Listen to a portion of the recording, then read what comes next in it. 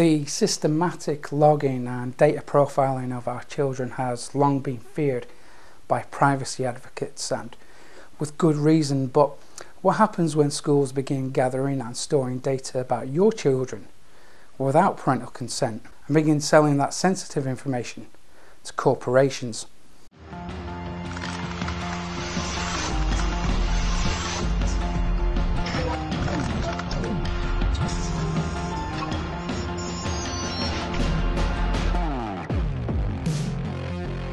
Welcome to RINF Alternative News. I'm Mick Meaney, and in this video report we're going to look at how millions of students in the United States have been placed on what certainly appears to be a national database without parental consent.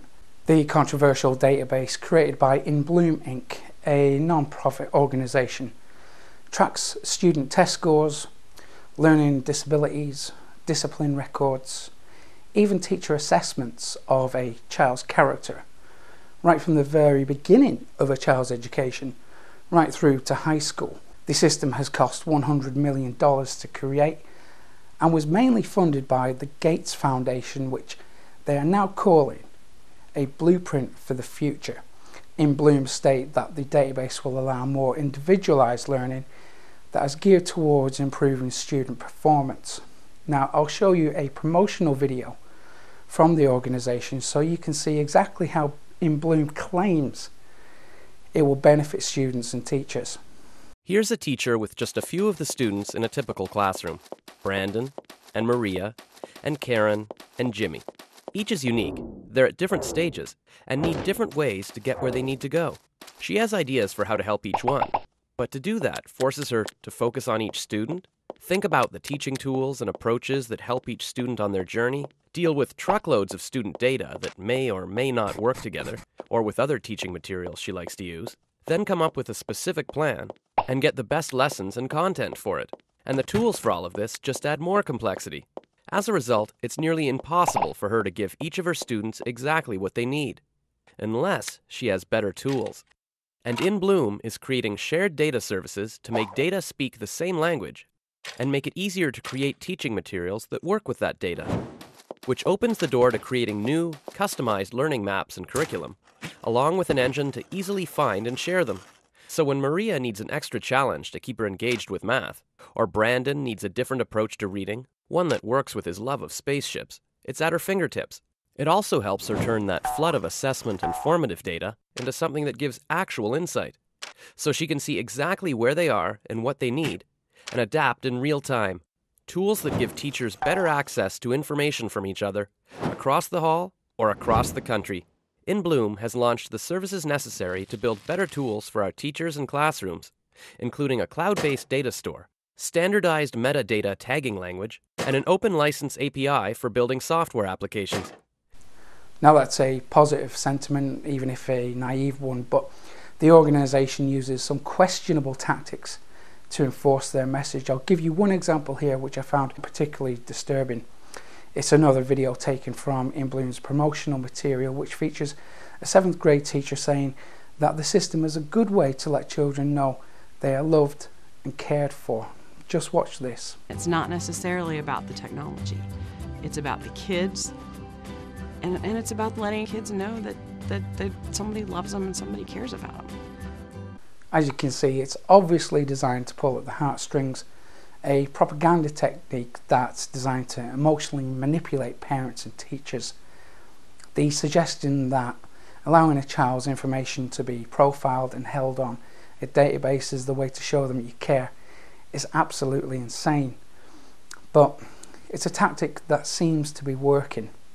There are currently over 11 million students on the database across 9 states, including New York, Colorado, Delaware, Illinois, Kentucky, Louisiana, Massachusetts, and North Carolina.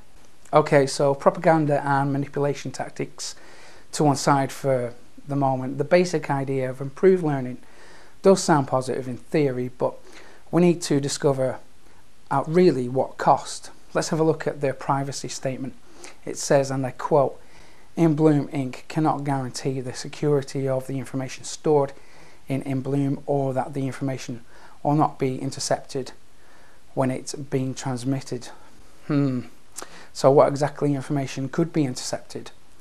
Well, students' names, addresses, race, economic status, grades, standardized test scores, disciplinary records, health records, and disabilities could all be obtained by hackers. Now, okay, almost every system is vulnerable to hackers, and I'm no legal expert, but in my opinion this statement seems like a get-out clause, which means InBloom have no legal obligation to protect children's data. And speaking of security, the data itself is stored on Amazon servers.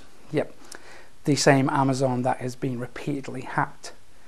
But Amazon isn't the only corporation connected to the InBloom database. It's also Wireless Generation, a technology company that's actually a subsidiary of News Corporation, which of course is owned by billionaire media mogul Rupert Murdoch. But Rupert Murdoch is trustworthy, right? I mean, he wouldn't violate anybody's privacy. It's not like he has been found guilty of illegally violating individuals' privacy in the UK and the US. Now, according to Class Size Matters, a New York-based education advocacy group, InBloom intends to make all this highly confidential data available to commercial vendors to help them develop and market learning products. So, according to Class Size Matters, how was InBloom formed, and what exactly is its connection to the Gates Foundation?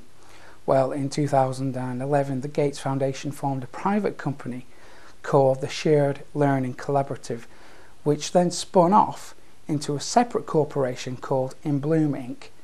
This corporation was designed to collect confidential student and teacher data provided to them by states and districts throughout the United States to be stored on a data cloud and then shared with software vendors and other commercial education ventures to help them develop and market their products. There are serious questions about the legality and the ethical nature of the project. The US Department of Education recently rewrote the regulations for the Family Educational Rights and Privacy Act to allow more liberal sharing of student data, and that went into effect in January of 2012. You see, previously only a school official with a legitimate educational interest or an employee or contractor directly supervised by that official could have access to a student's personal information, and in most cases could not redisclose that information. The Obama administration broadly expanded the definition of school official. In response, the Electronic Privacy Information Center filed a lawsuit claiming that the new regulations violate the law.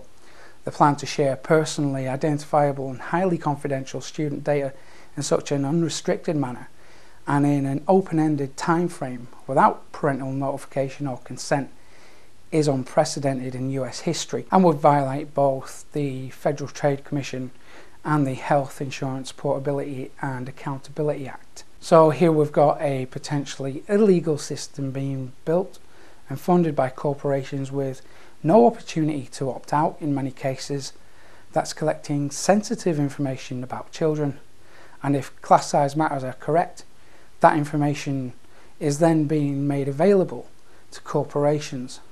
Now there's something very wrong with this picture. It appears that federal and state departments of education are handing over policy to corporate executives with little or no classroom experience. In fact, InBloom's 5-member board only has one teacher. The others are, at best, educational advisors, and its chief executive officer is actually a software developer. So what can you do about this? Well, there are now 2 bills, one in the Assembly A06059 and one in the Senate SO4284. These bills would prohibit the disclosure of highly personal student information to third-party corporations and would specify cases for disclosure. It would also hold the state districts and boards of education legally responsible for security breaches. So email your legislators and tell them to pass these bills. At the very least, your children need and deserve their privacy. Well, that's all from me for today. For more news that you're not supposed to know, visit rinf.com and subscribe to the free DigiZine. Thank you for watching. I'm Mick Meaney signing off for RINF Alternative News.